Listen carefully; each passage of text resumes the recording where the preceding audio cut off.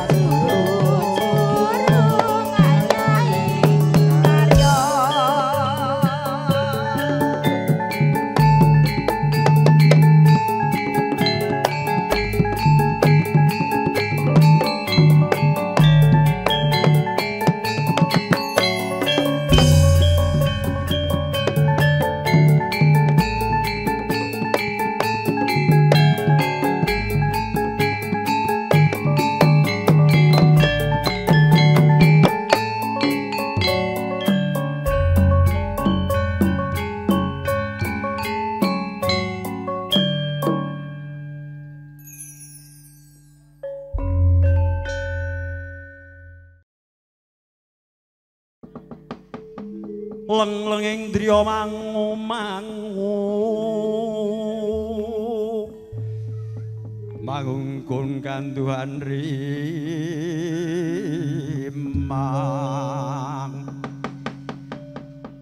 lerlena tanpa kanin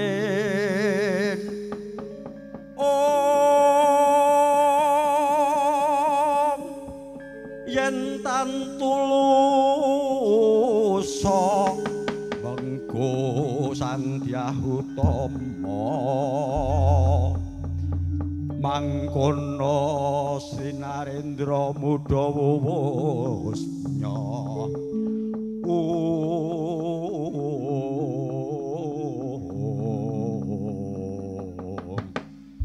titenana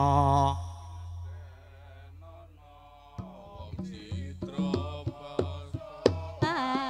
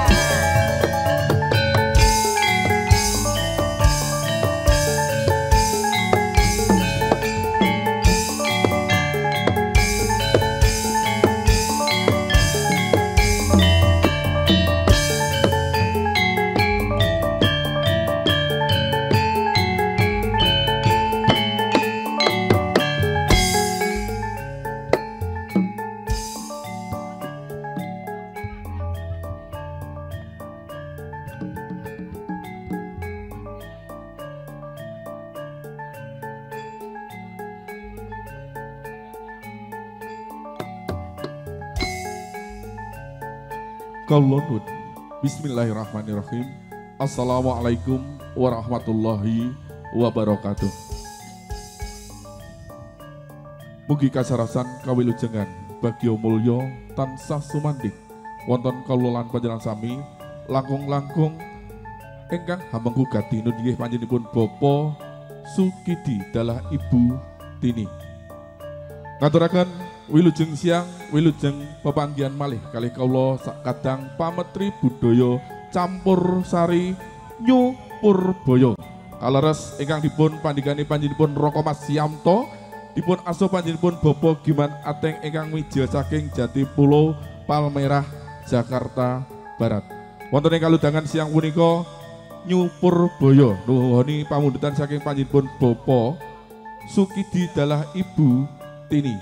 Wonten ing kaludangan siang punika Bapak Sukidi dalah Ibu Tini hamiwaha putra marga Siwi nunggih panjenenganipun anak Mas Tri Wahyuni ingkang sampun jinatun kami kalih panjenenganipun Bagus Yogi putra jalu saking panjenenganipun Bapak Effendi almarhum dalah Ibu Idah. Tentunipun jurung pamuji mugi-mugi Sri pinanganten kekalih anggenipun leleban wonten ing madyaning bebrayan ing samangke dadosna keluarga ingkang sakinah mawaddah ugi warahmah. Para rawuh, para lenggah sedaya, wonten ing kalidangan siang punika New Purbaya kadherekaken Tri Widowati ugi sinengkuyung Purbaya Audio Sound System. Gambar diabadikan, cerah foto Cijantung tentunya hadir untuk memeriahkan acara wonten ing kaludangan siang punika. Lajeng kawula kula tepangaken setunggal Bapak sawiji Widowati saking New Purbaya wiwit saking sebelah kiri kula sing mentok tembok kono. Semoga kalau aturi jemeneng panjenenganipun Mbak Ayu Sri Kani Asmarawati New Purbaya.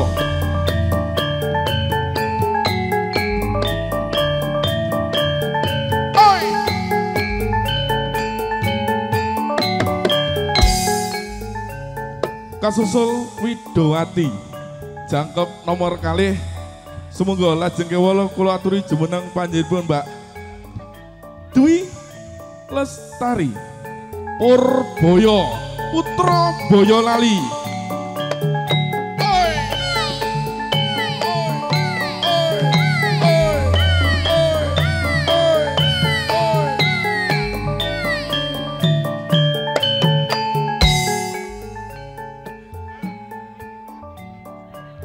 Jangkep nomor 3 Widowati saking New Purbaya. Semoga lajeng kemawon, semoga kula aturi jumeneng panjenengan Mbak Laras Octavia.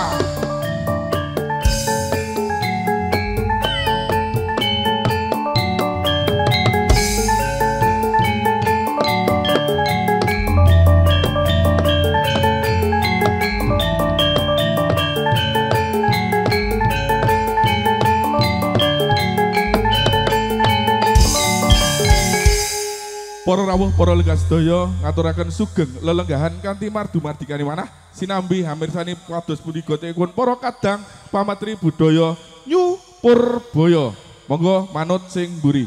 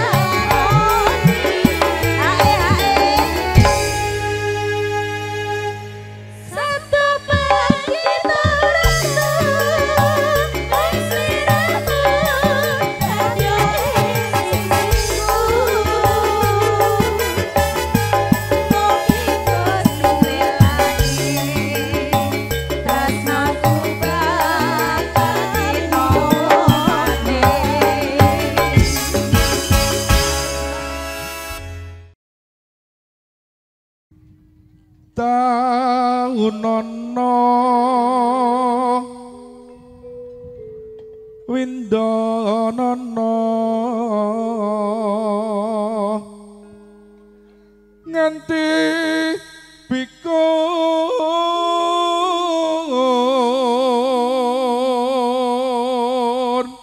MC iki nek bladekane yo ngene iki ra leren suarane ngati. Iya gara-gara kae lho dulur lanang kae lho ning kuyung Mas Yanto kae. Ayo sedulur kaya Sinara Wedi ya. Sakmene iki lho MC KB Pak Ditarmo dalang, Mas Agus dalang ya. Mas Yunus ya dalang. Lah iya kabeh dalang iki. Mangsa datakawe kalo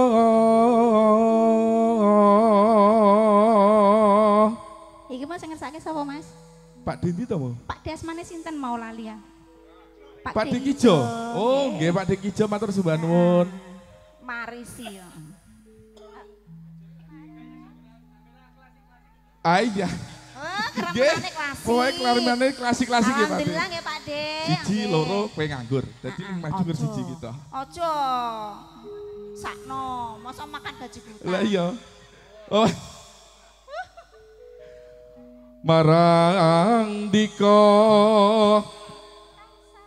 kang satu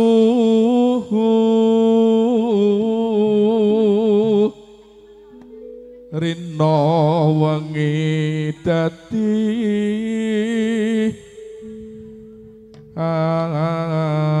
ati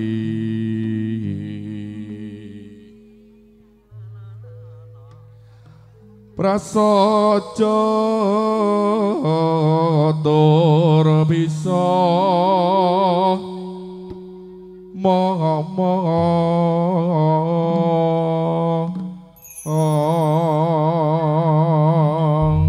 monggo derek katur Mbak Kani.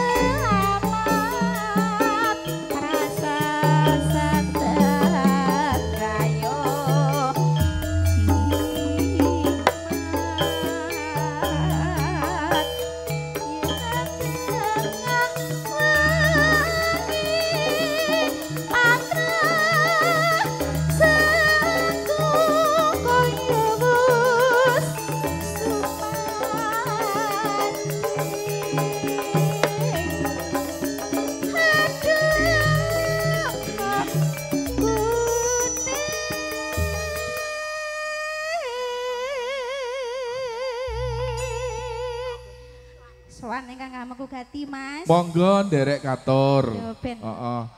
Ben ketok ket mau awake. Mbok menawa nek kono kok ketemu Pak Deman, Mbak Kani. Pak Deman? Heeh, Pak Deman iki biasane keremanane sing seragen-seragenan. Oh iya. Lah iya.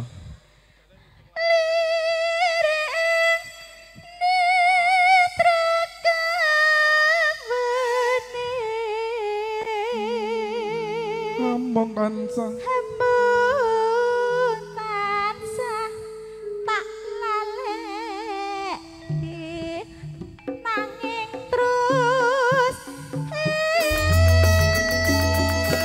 Nanging terus ini jeng siang Pak leng wakasan apapun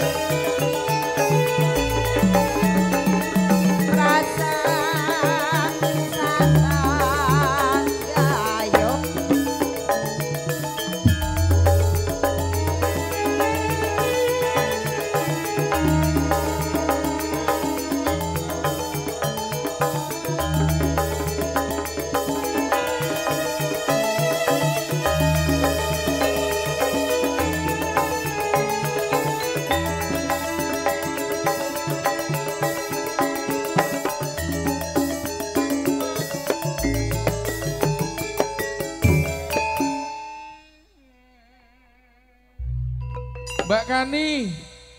Hah? Ora popo, tak setrum kayak meneh.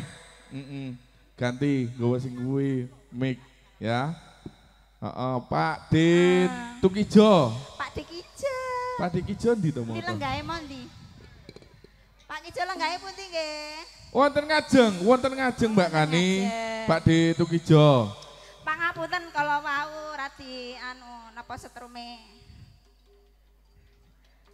Liring nitrakang wening hambung tansah tak laleki tanging terus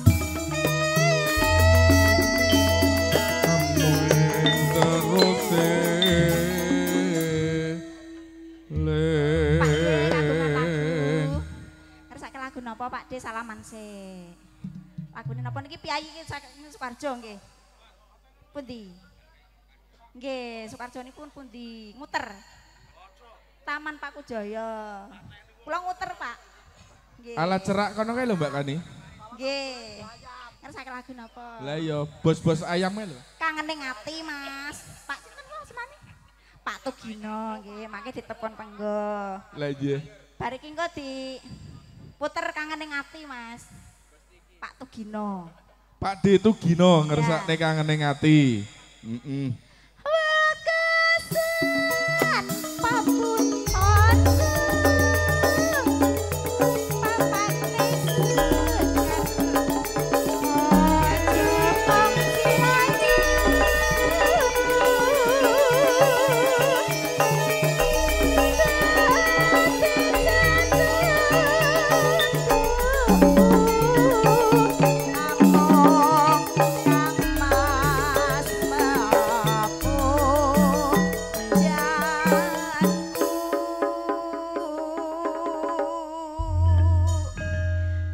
Pamundhut saking Pak Tukijo sampun dipun aturaken. Iya, Mbak Kani. Menika pun lanjut saking Pak Tugino. Oh, Pak D Tugino ingkang ngersakne kangening ati.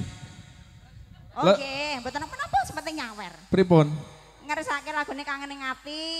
Oh, nggih. Ajeng joget. Oh, kalih monggo nyawer. pinarak. Nggih, Mbak Kani juga Nggih. niki wonten pamundutan niki saking keluarga besar arisan. Niki ing samake ngersakne mari kangen, Nggih. iming-iming atau cinta bojone wong. Nggih. Juga ada jambu alas. Nggih, monggo mengke disukani setunggal Mbapa sawiji. Pun pinangkani setunggal mbaka setunggal. Nggih, monggo. Mungkin Mbak Kani ingkang mriku lajeng Kangening kemawon ati. kangening ati. Pak Tugino.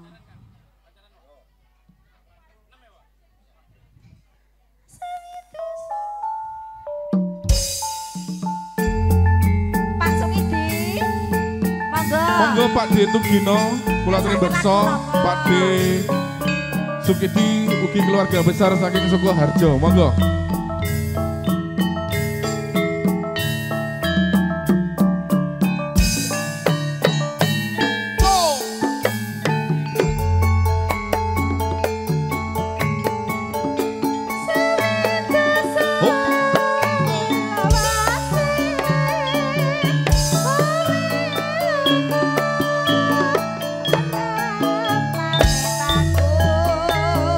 Iyo iyo iyo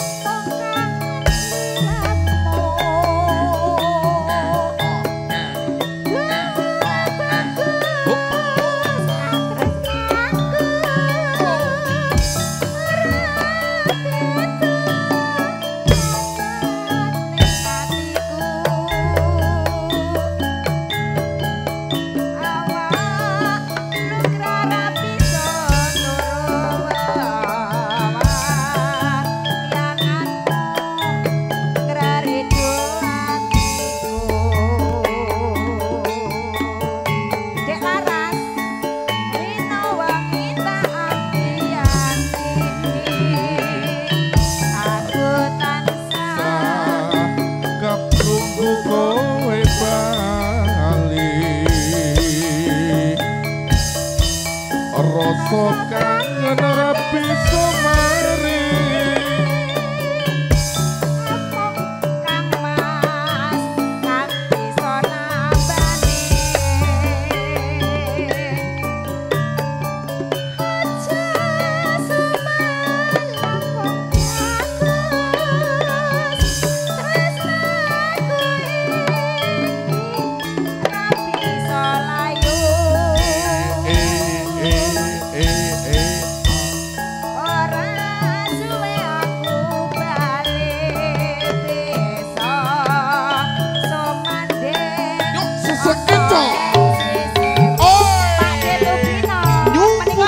boyo cara foto jantung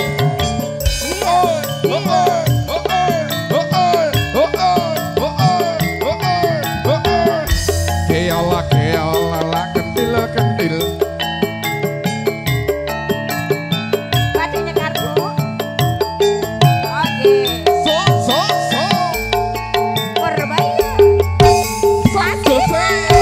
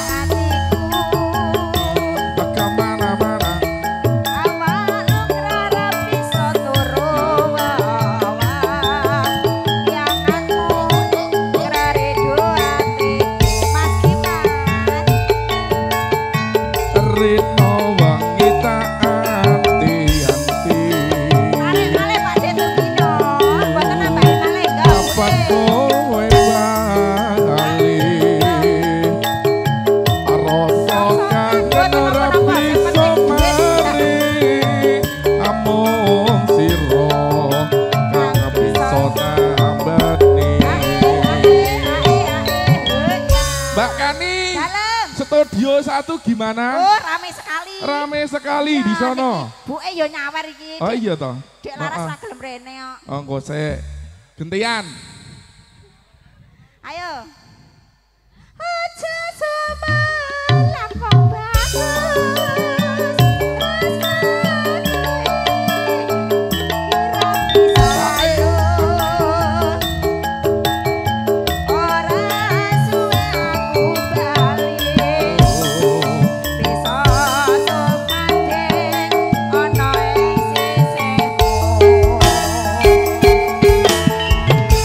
Sampun katur pamundutan saking pandipun Bapak Tugino.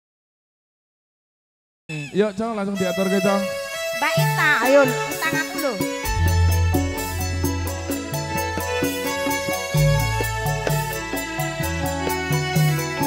Kurang ajar.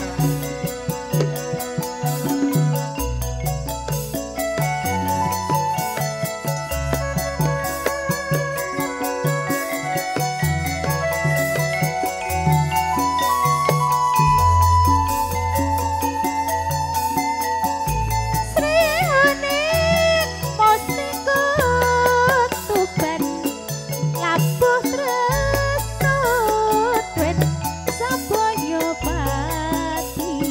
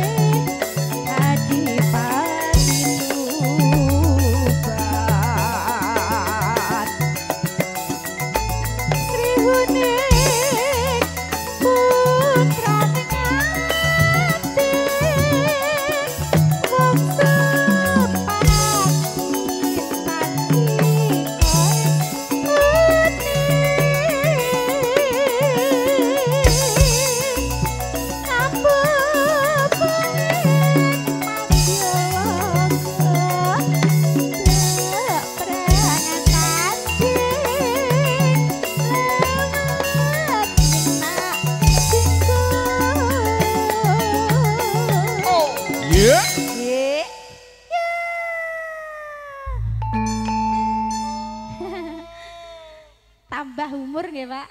Tambah nom wae.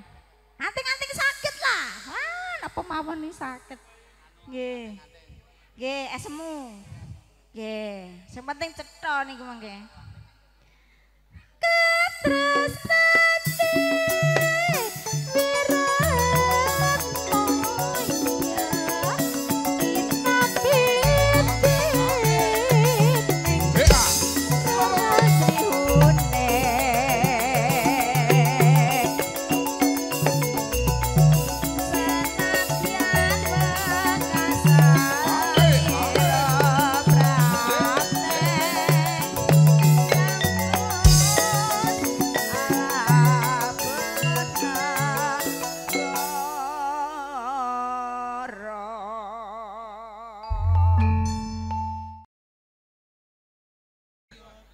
wujudipun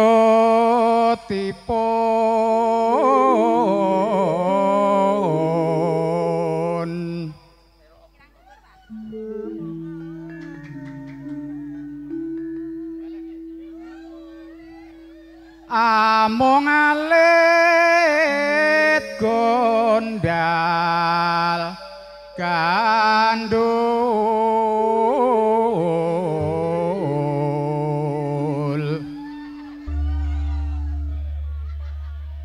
mapan ing talingan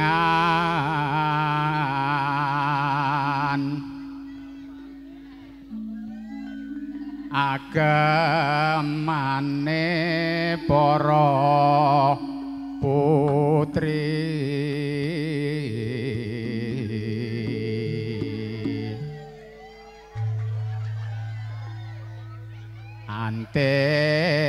anting jangkepe dibusono.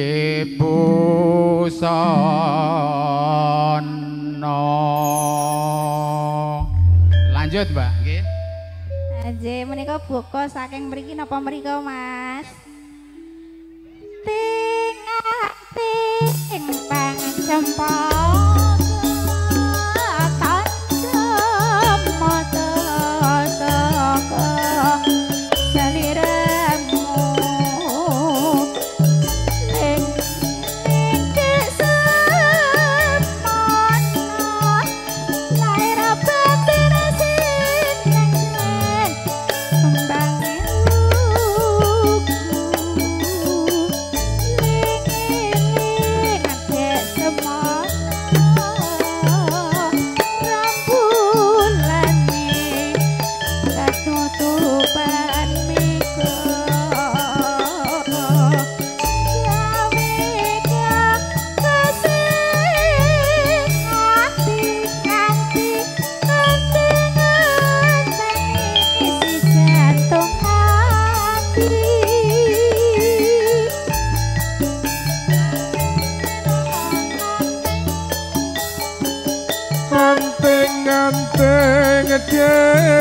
kembang cempaka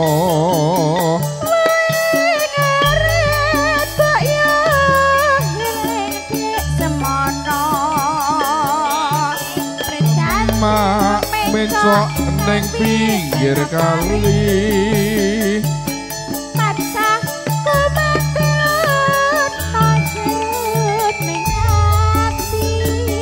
ali-ali kembang kuningan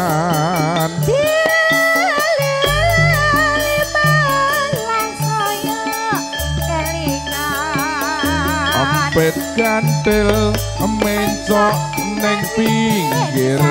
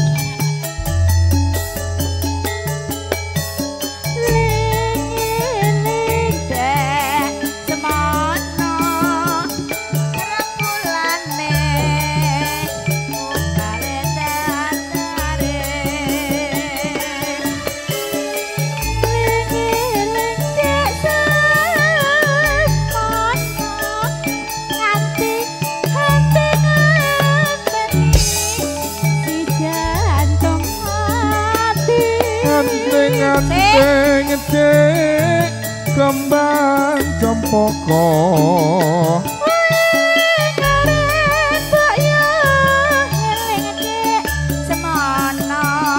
ampret gantil mencok neng wite ngepari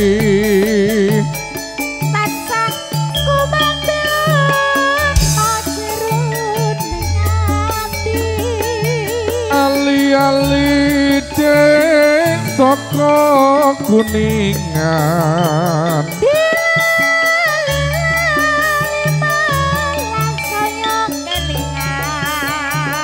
manuk gemak mencok neng witing sawuh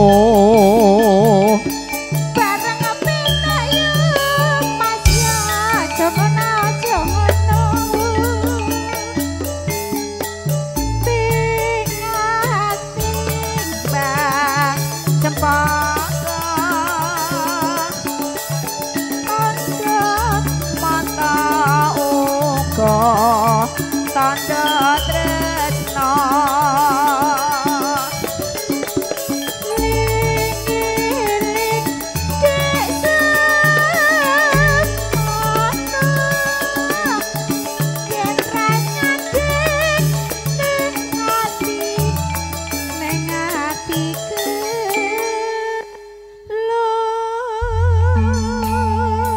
Aji sampun katur sampun satunggaling Mas lelagon anting-anting nggih Nah, niki baranting pandhinipun Bapak Sukidi adalah Nggih. Ibu Ibu Tini. Yen ing tawang ana lintang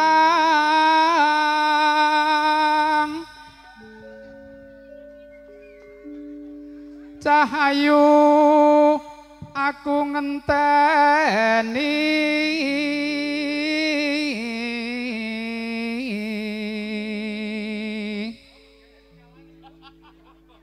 marang mega engang koso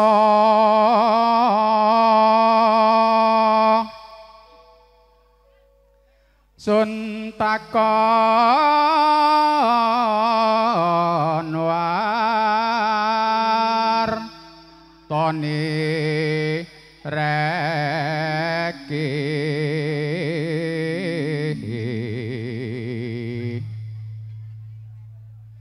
janji-janjiku eling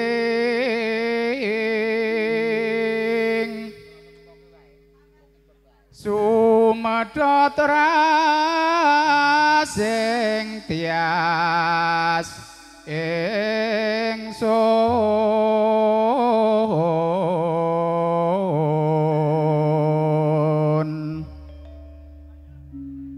tangising sun prasopo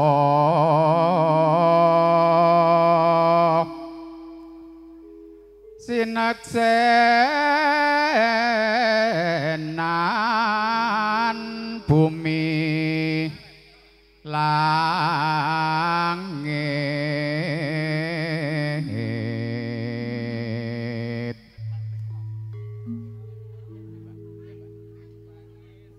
tangi sing tias ngenteni padang rembulan yen ing tawang ana lintang cahayu